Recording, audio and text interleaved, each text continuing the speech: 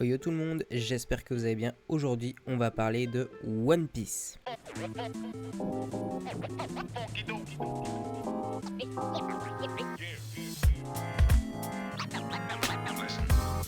One Piece est surcoté et non, ce n'est pas le meilleur manga du monde. Je laisse le soin orageux de dislike cette vidéo et je préviens, va y avoir du spoil pour tous ceux qui ne suivent que l'anime. Je considère que si vous êtes encore là, c'est que soit vous êtes à jour sur One Piece, soit que vous vous en fichez d'être spoil. Ok, revenons sur ce que j'ai dit précédemment. One Piece n'est pas le meilleur manga / animé du monde. Et on va voir pourquoi ensemble. Je vais me baser sur 3 critères objectifs. Premièrement, le chara-design des personnages et la patte graphique de l'œuvre. Ensuite, l'histoire. Qu'est-ce que ça raconte One Piece en vrai? Et pour finir, les émotions que ce dernier arrive à nous transmettre. Pour tout fan d'animé qui se respecte, on sait à quel point un opening peut faire la différence. Bon, le chara-design, on va pas y aller par 4 chemins, c'est pas ouf globalement. Pour les hommes, ça va, il y a de la diversité, mais par contre, pour les femmes, bon, il y a 3 principaux archétypes. Il y a les belles, pulpeuses, recyclées H24, les vieilles qui rétrécissent et grossissent, pour on ne sait quelle raison, les furies, alors mi-femmes, mi-animaux. J'ai placé ça en troisième tranche, mais bon, faut quand même se l'avouer, hein, même si elles ont des attributs animaux, elles ont les traits des premières, c'est-à-dire qu'elles sont globalement pulpeuses et très attirantes. Juste, c'est un personnage avec un chara-design furie, donc on retrouve des traits d'animaux dedans. Bref, Oda un jour, il a pris le seum car on lui a dit que Nami, elle était pas hyper belle. Depuis, elle se bade en maillot de bain et elle a chopé en 2 ans d'ellipse plus de poitrine que je n'aurais jamais d'avenir. C'est scandaleux. Emotional damage. Et moi je trouve ça dommage parce que j'aimais beaucoup le chara-design de Nami avant, je la trouvais beaucoup plus humaine et beaucoup plus intéressante. Bref, je sais ce que vous allez me dire dans les commentaires. Non, mais n'importe quoi, Nami elle est géniale comme ça, t'y connais rien. Déjà, frérot, enlève ta main de ton slip avant de me parler, merci. Ensuite, il y a possibilité de faire un entre-deux quand même. Je veux dire, tu peux avoir un personnage féminin pulpeux attirant sans tout le temps partir dans l'outrance. Bref. Imaginons, il a fait ça parce que Nami, c'est officiellement la 2e plus belle femme au monde après Hancock. C'est lui qui le dit, c'est pas moi, ok? Bon, soit, passons. Nami, effectivement, c'est l'un des persos principaux. Elle se balade sur le Sunny avec Robin. Voilà, faut bien faire vendre, je comprends. Mais vraiment, est-ce que c'était obligé de recycler le même chara-design, genre, je veux dire, de lui choper ses formes à elle et de les refoutre sur quasiment tous les autres persos? C'est un sketch. On a deux personnages principaux très attirants sur Sunny, comme je vous l'ai dit. Ok, c'est génial. Et pour le reste, franchement, Oda, il s'est dit, je vais faire comme dans Fairy Tail, sauf que moi, je vais retenir les leçons. J'ai pas le droit de les mettre tout le temps déshabillés. Alors, qu'est-ce que je peux faire? Bah, si je peux pas les faire nues, je vais faire en sorte que même avec des vêtements, elles soient suffisamment suggestives pour ramener de l'audimat masculin. Ouais, je vous vois les mecs, hein, dans les commentaires, je vous vois. One Piece, pour les 2 dernières du fond, qui vivent dans une grotte loin de l'influence de la terre du soleil levant, qu'est-ce que ça raconte? One Piece, c'est l'histoire d'un pirate, Luffy, qui veut devenir le roi des pirates. Et pour ça, il prend la mer, il réunit au cours de sa aventure des Nankama, c'est-à-dire ses compagnons de voyage.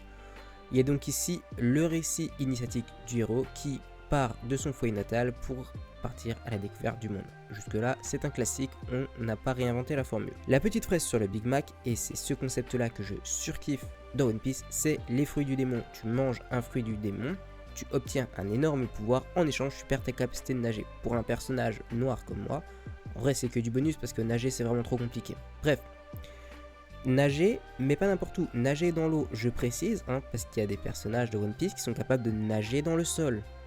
Bref, ceci étant dit, il faut rendre à César ce qui appartient à César. One Piece, à ses débuts, c'était surprenant. Luffy était un perso pas trop cheaté, il utilise habilement son fruit du démon, un paramécia classique. On se souvient de sa seconde forme, le Gear Second, le Gum Gum Bazooka, le Gum Gum Kataringa, etc., etc. Bref, on y voyait très clairement les forces, les faiblesses de son fruit du démon, et c'était cool. L'équipage voyage beaucoup, il se forge une nouvelle réputation. Jusque-là, tout va bien. Puis vient l'arc Marineford, et vous savez ce que je vais dire. Akainu, sale chien. Oda a pris un gros risque avec la mort de Ace, et franchement, c'est ballsy de sa part. Certes, c'est l'un de mes plus gros traumatismes, tout animé confondu. Je me rappelle exactement le titre de l'épisode, hein, un pouvoir qui brûle même le feu. J'aurais dû le voir venir, mais je pouvais pas imaginer qu'Ace allait mourir un jour. Bref, c'est pas le sujet. Je dirais que jusque-là, One Piece se porte bien. Puis vient l'ellipse. Et là, c'est la décadence. Des chara-design féminins douteux, en veux-tu, en voilà. Mais plus grave que ça, c'est le début du plus gros vice d'Oda, que je vais appeler inspiration entre guillemets, mais qui pour moi porte vachement vers le plagiat. Mais on y reviendra un peu plus tard. Jusqu'ici, je n'ai volontairement pas parlé des nombreuses références d'autres œuvres dans le manga de Ichiro Oda. Hein. On pourra notamment citer les Cités d'Or pour Skypiea, le fait que Chopper, ce soit une réadaptation du mythe de Pinocchio, et oui, Chopper en fait, c'est un renne qui a mangé le fruit d'humain et qui parle. Pinocchio, c'est un pantin qui veut devenir humain et qui parle. Vous pouvez voir le clin d'œil évident. Bref, on peut voir de l'inspiration, c'est mimes. Alabasta, ça fait référence à l'Égypte, jusque-là, c'est somme toute classique. Et franchement, Oda, il s'inspire aussi de ce qui se passe dans le monde extérieur. C'est ok, tu vois, je sais que on ne crée rien ex nihilo, donc ça me dérange pas. C'était fait avec parcimonie. Mon problème avec le nouveau monde, déjà pour commencer, c'est le rythme. C'est lent, très lent, et ça raconte pas grand chose. Dans le nouveau monde, on a le même schéma qui est réutilisé. Dressrosa, c'est un Alabasta 2.0. Et là, Oda, il a pas fait vraiment d'effort, pardon. Il se plagie lui-même. C'est là où je voulais en venir pour les plagiats. Hein. Quand il s'agit d'autres œuvres que c'est subtil, je dis pas. Mais là, le Boog a réussi à s'auto-pomper. Et ça, c'est fort. Ça, c'est très très fort. Donc, tout le monde crie au génie sur l'écriture de Doflamingo, voilà. Mais personne ne relève le fait que, Alabasta 2.0, quoi. Pourquoi je dis que c'est le même arc narratif ? C'est très simple. Qu'est-ce qu'on a ? On a donc Luffy qui aide la marine, son frère qui lui sauve la mise. L'ennemi principal, c'est quoi ? Laisse-moi réfléchir. Ah oui, un grand corsaire. Alors, ne me faites pas dire ce que j'ai pas dit. Dans l'arc de Dressrosa, il y a beaucoup de choses que j'ai adorées, notamment l'arrivée de Sabo, qui a refait battre mon cœur depuis la mort de Ace. J'avais le même trou que lui, au final. Enfin bref. Mais juste, Fujitora, il a remplacé Smoker, Ace, il a été remplacé par Sabo, Crocodile, par Doflamingo. Bon, on retrouve même l'organisation du Baroque Works qui a été remplacée par la Dofnijot Family. Vraiment, c'est un copier-coller l'arc. Et Rebecca, faut qu'on en parle un jour. Hein. Donc, Rebecca, la meuf, c'est une princesse. Ok, stylée, comme Vivi. Très stylée, hein. Tu l'as vu la référence ? Bref. Donc c'est une princesse stylée guerrière. Je me dis, bon, elle a pris les armes pour sauver son peuple. Très très stylé. Et puis on lui met une tenue de gladiatrice à la Monster Hunter. Genre, moins il y a de parties couvertes, mieux c'est. Elle a un slip en écaille. Les mecs, ils ont une full tenue, plate, armure, stuck sa mère. Et elle a un slip en écaille. J'aimerais bien qu'on m'explique l'intérêt sur 20, si ce n'est pour le fanservice. Bref, Dressrosa, c'est fait. Maintenant, parlons de Whole Cake. Et là, je dois avouer que Oda, il a été un petit peu plus subtil. Parce que Whole Cake, c'est Water 7 2.0. Pourquoi ? Pour une chose très simple. On retrouve du coup le fait que il y a un kidnapping. Enfin, un kidnapping entre guillemets. Ce coup-ci, c'est Sanji qui décide de partir lui-même. Avant, c'était Robin qui partait pour ne pas mettre en danger Luffy et son équipage.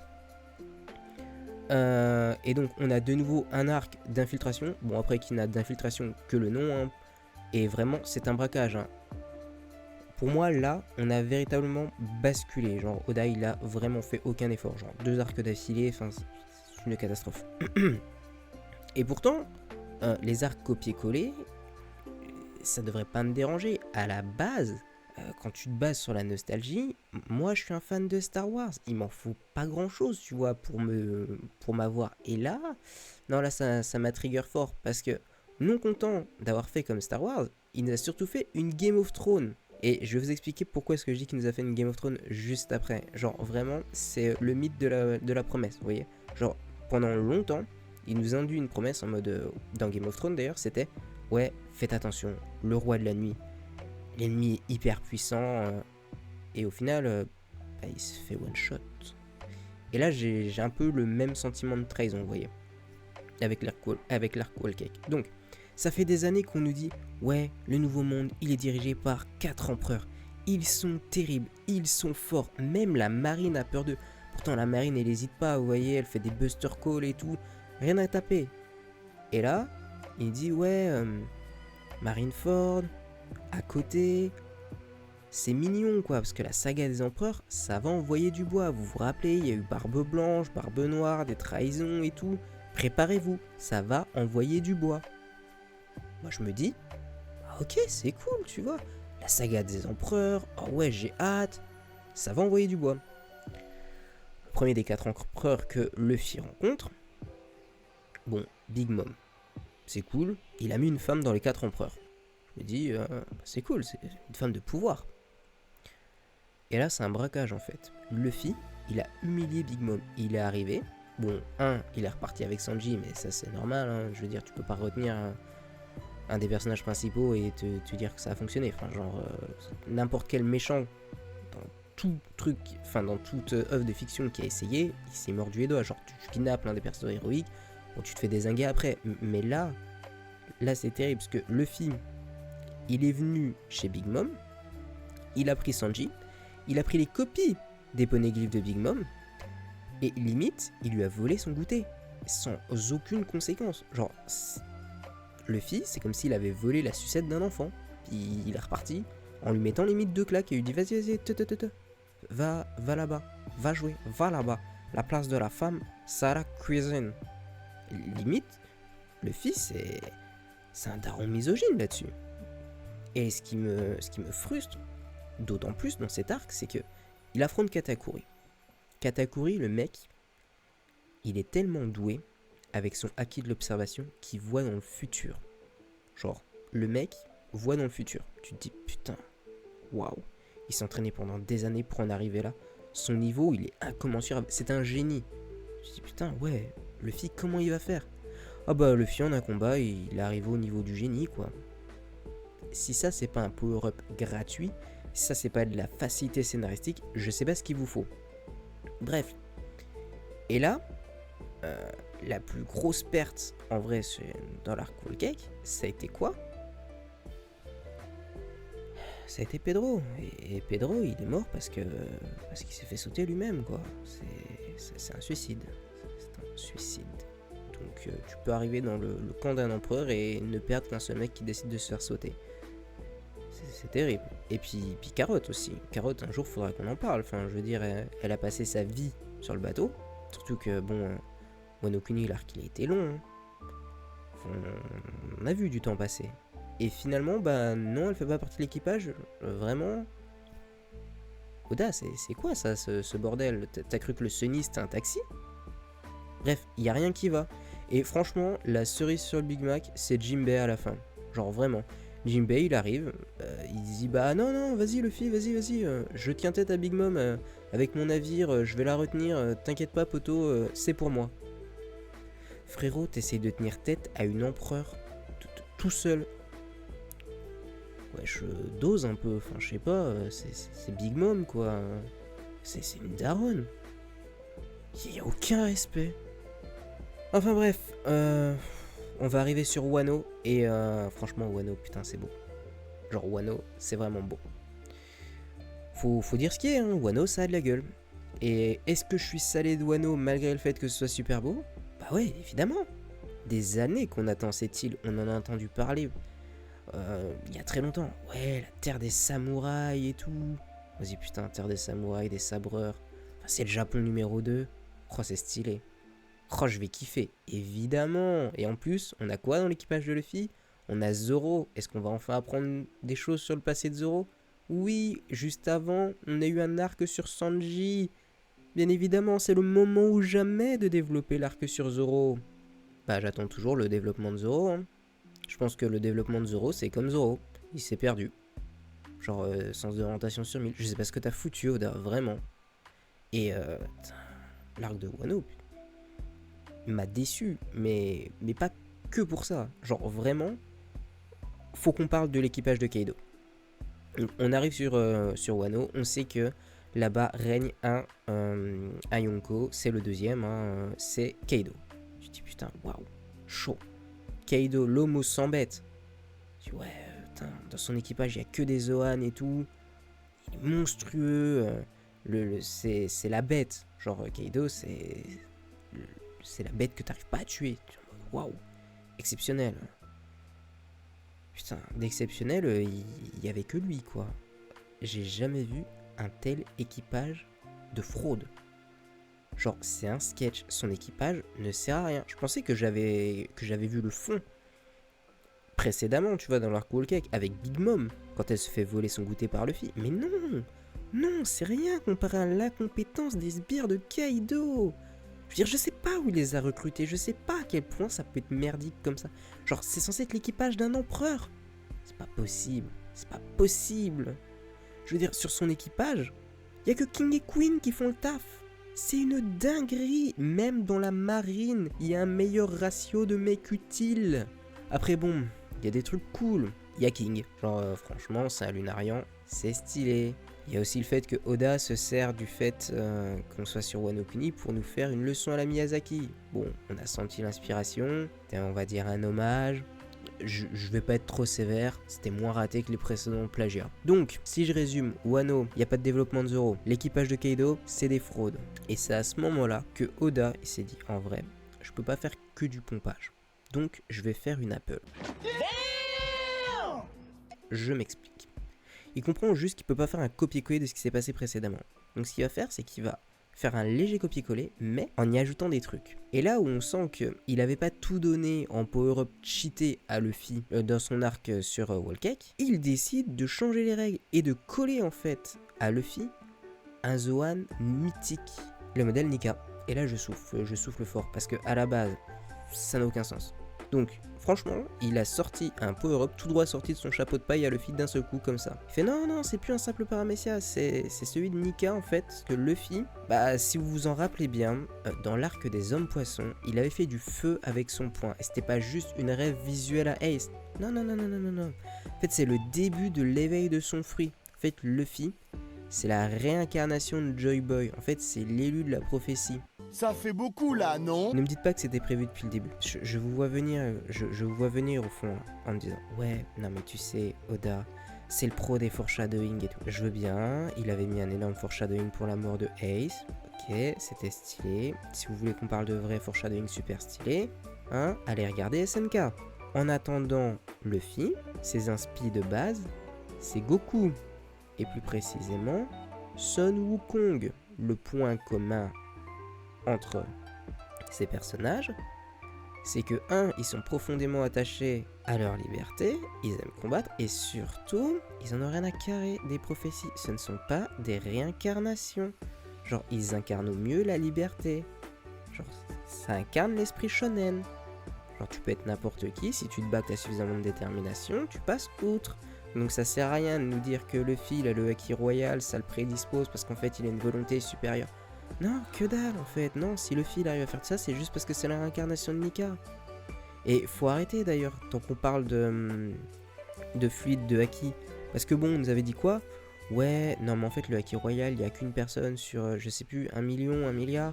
C'est ultra sélectif.